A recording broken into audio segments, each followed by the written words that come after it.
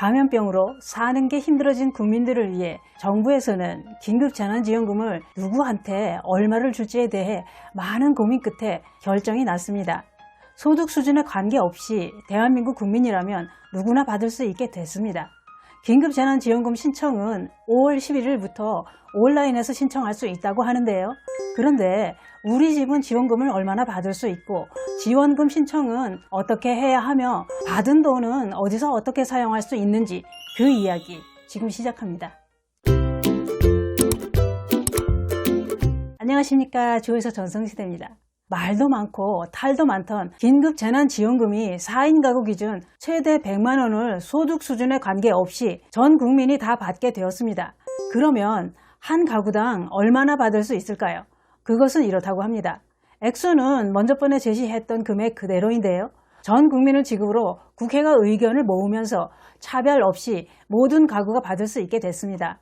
지원금은 4인 가족 기준으로 100만 원, 3인 가구는 80만 원, 2인 가구는 60만 원, 1인 가구는 40만 원이라고 합니다. 긴급재난지원금 조회 사이트를 통해 지원금 규모를 확인할 수 있답니다. 사이트에 접속해서 공인인증서로 본인 확인 과정을 거치면 우리 집에서 받을 수 있는 금액을 확인할 수 있답니다. 긴급재난지원금은 전국 2,771만 가구에 지급된다고 하는데요. 여기에 들어가는 지원금 총액은 14조 3천억 원이랍니다. 전 국민에게 가구별로 지급되는 긴급재난지원금은 5월 4일 기초생활수급자 대상 가구를 시작으로 지원금이 지급되고 있는데요. 기초생활수급자 대상 가구를 제외한 나머지 일반 가구는 5월 11일부터 온라인 신청이 시작되고 이틀 뒤인 13일부터는 재난지원금이 지급된다고 합니다. 정부가 밝힌 내용을 토대로 재난지원금 신청과 지급에 대한 주요 내용은 이렇습니다. 우선 지원금 신청은 어떻게 해야 하는지 살펴보겠습니다. 기초생활수급자를 포함한 저소득층 270만 가구에 해당한다면 따로 신청할 필요가 없답니다. 그 밖의 1,900만 가구는 이르면 5월 11일부터 신청해서 13일부터 수령할 수 있다는 거지요. 신청 마감일은 추후 행안부에서 따로 공지할 계획이라고 합니다. 그리고 첫 지급은 긴급 지원이 필요한 가구를 대상으로 현금으로 준다고 하는데요.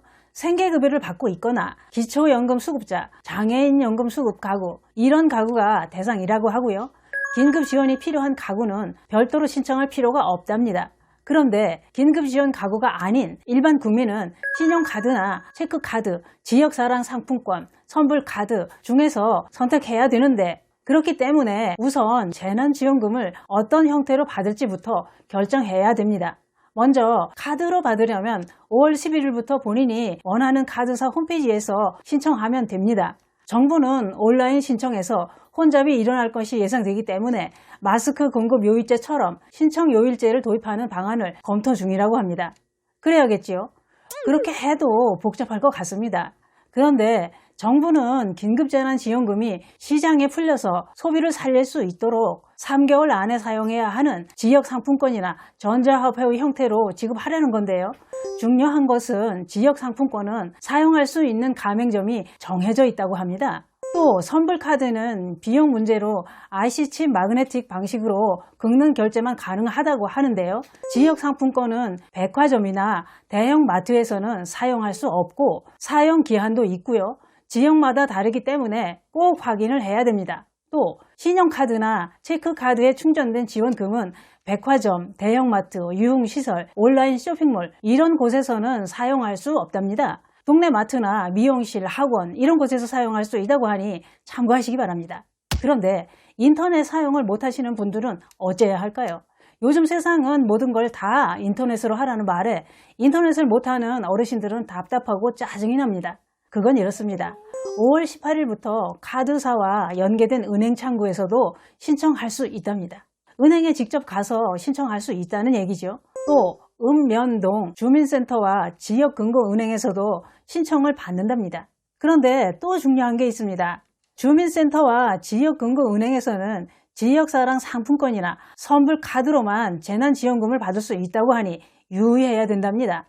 주민센터를 통한 신청은 지자체 상황에 따라 달라질 수도 있답니다. 그래서 온라인이나 방문 신청이나 모두 가능하지만 온라인으로 신청하는 게 더 빨리 받을 수도 있답니다. 그런데 시티카드는 재난지원금 포인트 적립에서 제외된다고 하네요. 그래서 신청 사이트에서도 공지가 될 거라고 하는데요. 이렇게 지원금을 지급받았다면 지원금을 사용할 때는 지역 대상 업종, 기한 이런 게 있기 때문에 사용처를 잘 확인하고 사용해야 되겠고요. 중요한 건 또 있습니다. 재난지원금을 신청 개시일부터 3개월 내에 신청이 접수되지 않으면 기부 의사를 밝힌 것으로 규정하고 자발적인 기부로 간주한다는 겁니다. 기부금은 고용기금으로 들어간다고 하는데요.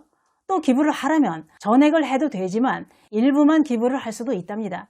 재난지원금을 아예 신청을 하지 않아도 기부금으로 들어가지만 일부만 기부하고 싶을 때는 재난지원금을 신청할 때나 수령할 때 기부 여부와 금액을 신청할 수 있답니다.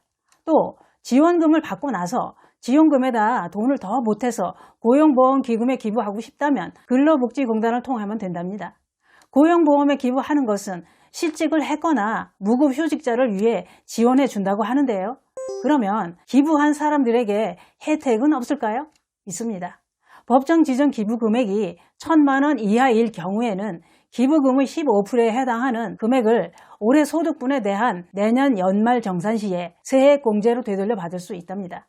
정부는 기부금 공제 한도를 넘겨 공제받지 못하는 금액은 10년 이내에 2월 공제가 가능하도록 조치할 계획이라고 합니다. 그리고 지원금은 세대주에게 지급되는 게 원칙이라고 하는데요. 그래서 카드사에 신청하려면 세대주 카드로 신청을 해야 하고요. 현장 방문 신청은 대리인에게 위임할 수도 있답니다. 그런데 다들 헷갈리고 궁금해하는 부분이 있지요.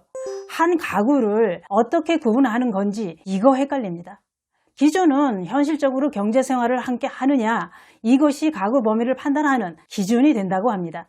가령 대학생 자녀가 부모와 떨어져 살면서 주소 이전을 했다고 해도 부모로부터 건강보험 피부양자로 등록돼 있다면 한 가구로 간주한다는 겁니다. 또 노부부와 자녀가 따로 살면서 자녀가 부모의 건보료를 부담하고 주소가 다르다면 부모님과 별개로 각각 해당 가구 원수에 맞게 지원금을 받을 수 있답니다. 지난 3월 29일 기준 건강보험료의 피부양자 등록 여부가 가구 범주를 판단하는 기준이 된다고 합니다. 또 주민등록상 부모와 함께 사는 것으로 돼 있지만 취업해서 별도로 돈 관리를 하고 건보료도 따로 내고 있다면 2인 가구일까요? 3인 가구일까요? 이런 궁금증은 재난지원금 홈페이지에 들어가면 정확하게 확인할 수 있답니다. 또 헷갈리는 게 있습니다. 경기도에 사시는 분들은 도에서 1인당 10만 원씩 지원금을 받았습니다. 그런데 국가에서 지급하는 지원금에서는 도에서 이미 받은 지원금을 차감하고 지급할 거라는 얘기가 있었지요. 그렇게 되면 국비지원금 4인 가구 100만 원이 아닌 20% 차감하고 80만 원이 된다는 건데요. 국비와 지방비 분담 비율이 8대2, 서울은 7대3 이런 식인데 경기도는 이번에 추가 분담을 하지 않기로 결정했답니다. 그래서 각 지자체에서 추가 분담을 마련한다면 100만 원 그대로 지급할 것이고 여력이 없을 경우엔 이미 지급한 액수만큼 차감하고 지급할 수도 있답니다. 지자체의 형편과 선택에 달려 있다는 얘기죠. 그게 그렇습니다. 감염병으로 힘들어진 국민들을 위해 이렇게 생계지원금을 지원해 주는 게 참으로 감사한 일입니다. 어떤 사람은 그 돈이 있어도 그만, 없어도 그만 그런 사람들도 있겠지만 어려움에 처해 있는 사람에게는 큰 도움이 되고 생명수가 될 것입니다. 이렇게 나라와 국민이 힘을 합쳐 이 어려움을 이겨내면 세계가 부러워하는 대한민국 국민이 될 것입니다. 아무쪼록 국가에서 지원해주는 재난지원금 잘 챙겨 받으시고 힘내서 열심히 살아봅시다. 감사합니다.